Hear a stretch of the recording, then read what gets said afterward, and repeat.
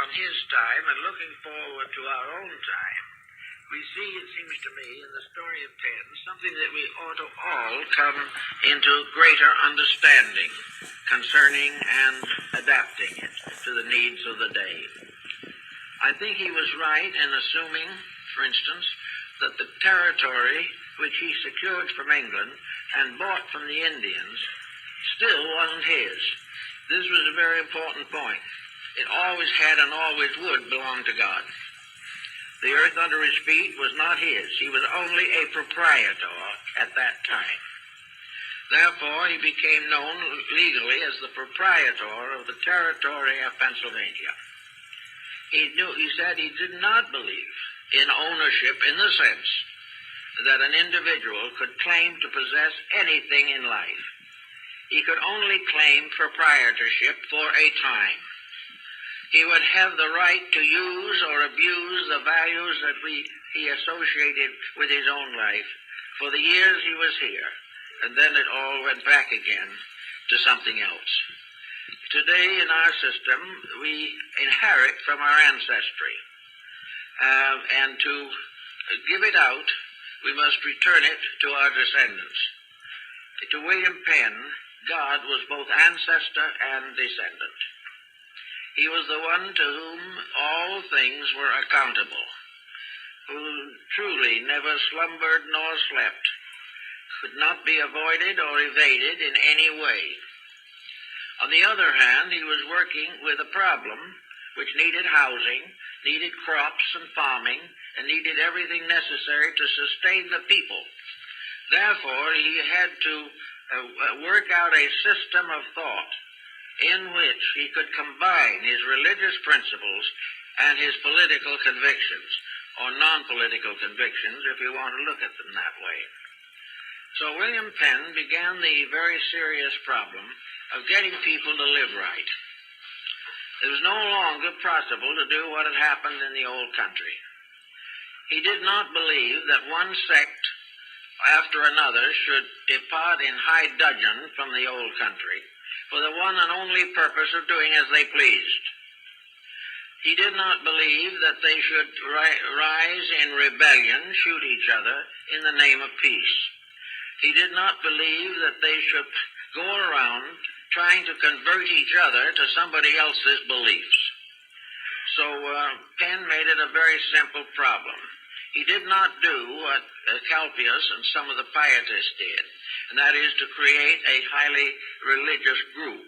He did not turn his colony into a meditation school or something of that nature. He did not take his people, bind them by extreme rules, impose celibacy upon them, refuse to allow them to wear anything but black, and just keep on living in a highly religious atmosphere. He said that wasn't the way it was intended to be. The really good Christian is a working person with his own family, with his own needs, with his social relationships, and with the important cooperations with the community of which he was a part. Therefore, the true person in the light of God was the individual who lived a normal life. And for Penn, a normal life was a life dedicated to principles. Each individual could word the principles as he pleased, but all must work together to enforce them or make them available to each other in any need and trouble. In emergency, they were all one family. And in peace and prosperity, they were all in one family. The idea of any kind of factionism was very unpleasant to him. He did not believe in rising of political parties. He did not believe in trying to force regulations upon people against their wills. If the person is right, and if a legislation is necessary, he will accept it. But if he does not trust the legislation or those who produce it, and knows that it is not going to be equally fair for all concerned, then he has a right to decline any cooperation with it. Also, Penn was one of the first in this country to refuse to give oath in a court of law. He would not swear to any particular statement of his own or anybody else's. In fact, today this situation is still prominent among some of the Amish peoples and so on. They will give their word of honor, but they will not vow or take an oath. So Penn said, we don't want anyone to take an oath. If what he says is true, then he says it and we believe him.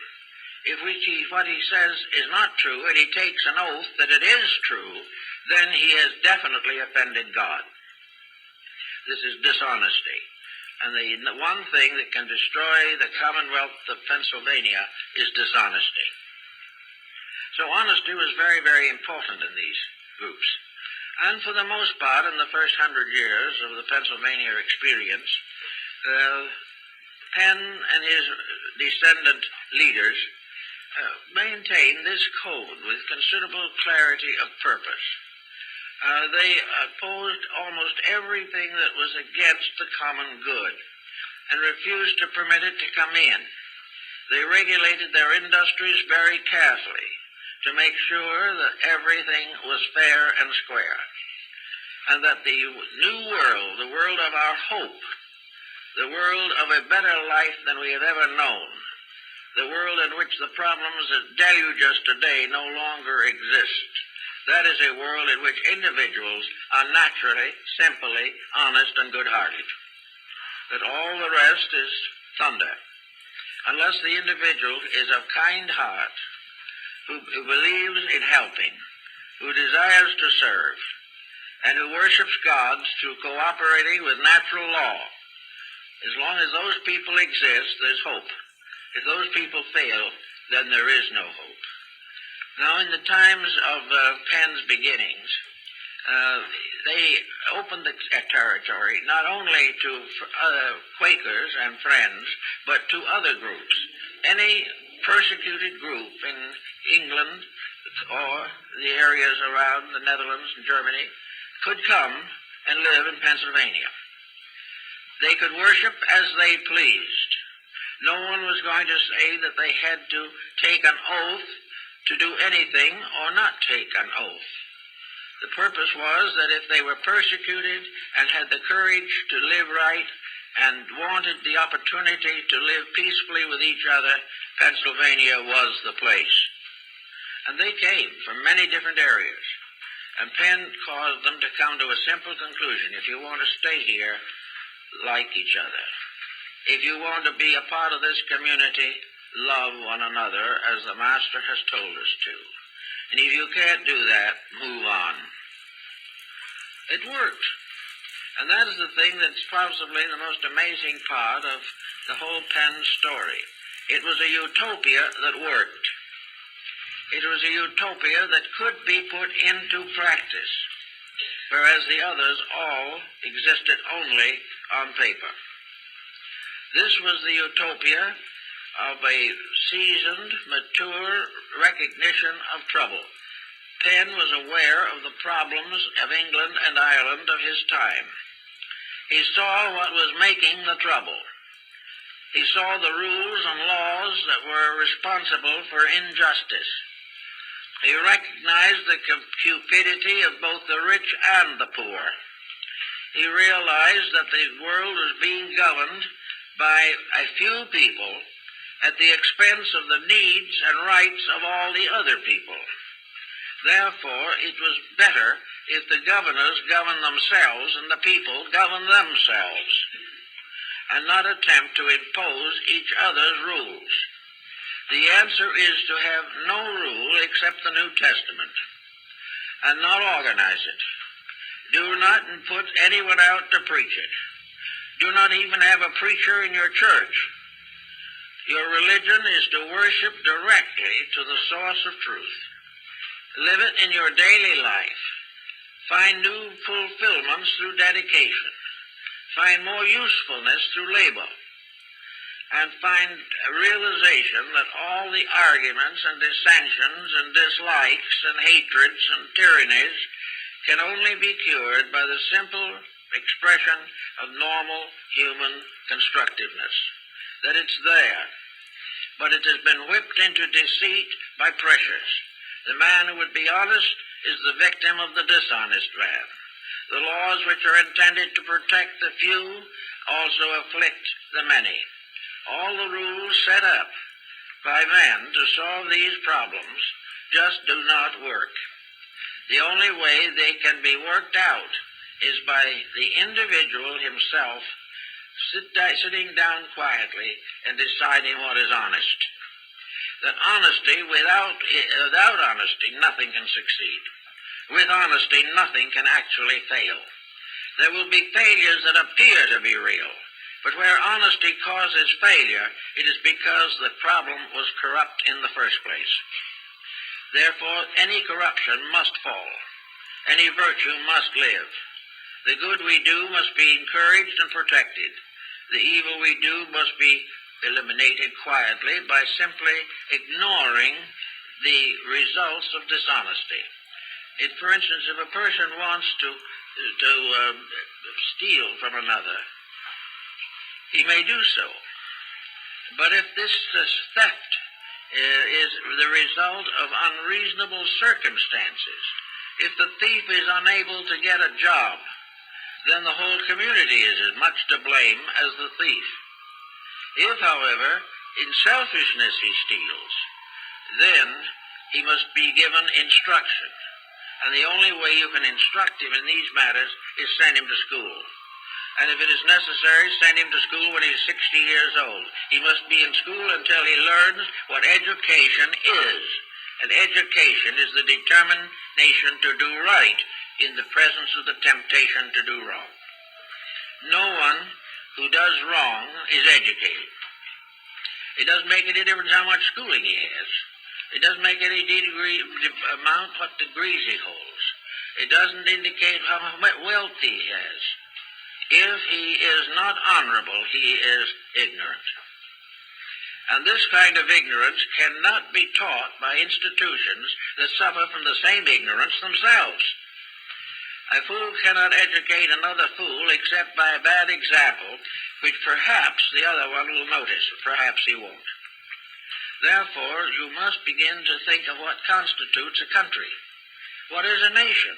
What is a community? What was the Commonwealth of Pennsylvania? It was an area of people resolved to solve problems.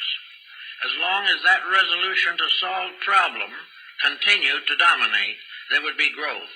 But when that resolution failed and private interest took over, then the colony failed. It was very simple. There was no need for any form of elaborate legislation or the setting up of great systems or anything of that nature. The individual, in the course of his lifetime, as Penn found out, is presented with numerous problems. He must face many disasters, tragedies, sadness. He must face conditions which are unnatural and which he cannot actually change. He must also face the consequences of his own conduct. Until he is taught this, until he becomes aware in childhood to be constantly conscious of his own conduct, if he will keep the principles until he reaches maturity, the principles will keep him for the rest of his life. But without that foundation, there's nothing. The world that Penn ran away from was a curiously troubled one. It had passed through the execution of the king and King Charles II, and the rise of Cromwell, the misery of the Commonwealth, the restoration of the monarchy, in the midst of it, the great epidemic of the fire of London and the return of the Great Plague. It was a difficult and problemed time.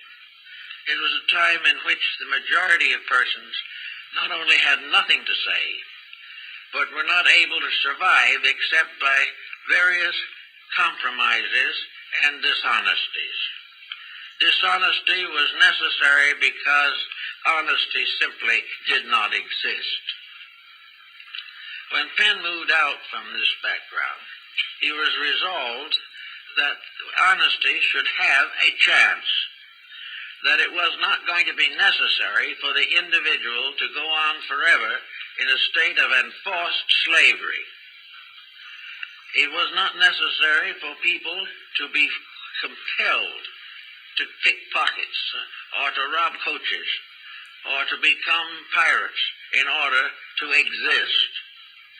All of these misfortunes, crime in all, was a testimony of the failure of the system in which it exists.